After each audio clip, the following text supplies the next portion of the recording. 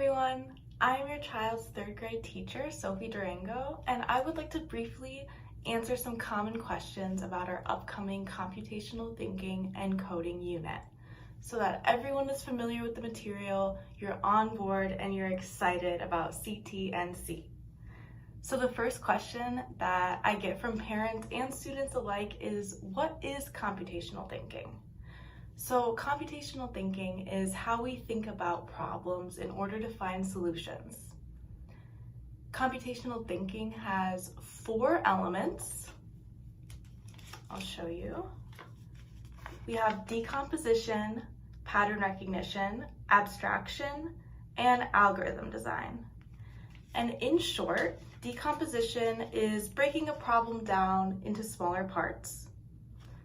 Pattern recognition is noticing differences and similarities across a problem. Abstraction is the ability to ignore irrelevant information about the problem and focus on relevant data. And then finally, algorithm design is constructing a set of steps to solve a problem. So that brings me to the next question that I commonly hear, which is, why is computational thinking so important and relevant for my third grader to learn? So all of the elements that I just described of computational thinking and coding, decomposition, pattern recognition, abstraction, and algorithm design are foundational to logical thinking and general problem solving. Think about what you do when confronted with a complicated multi-step task, like baking a pie, for example. You probably follow an algorithm, a recipe, and you probably do the steps one at a time. Decomposition. This comes naturally to adults, but these skills are taught and they develop over time. So teaching them directly can help our third graders use logical thinking and problem solving. Also, these elements of CT&C are foundational for programming and computer science, a field that is only growing.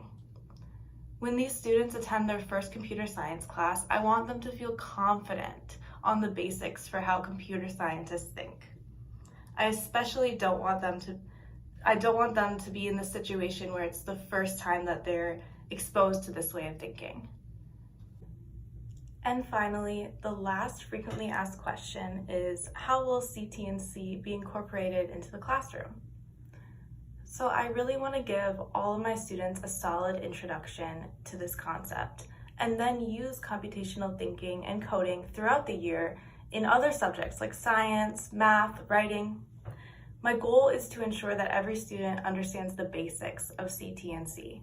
And I know this topic can be intimidating, so we're starting off this unit with each student creating their own computational thinking and coding guide, which I just showed you. And it looks something like this. I showed you all of the parts of all of the elements. There's also a section for what is coding, a section for what I learned, questions I have, and on the back they can draw themselves as a computer scientist. So along with creating this, students will be engaging in fun group activities that don't require technology that encourage their use of computational thinking. Learning how to solve problems is empowering and also a really fun way of being creative. I hope that these students come away from these lessons with curiosity, enthusiasm, and confidence about computational thinking and coding. Thanks, and I'll see you soon.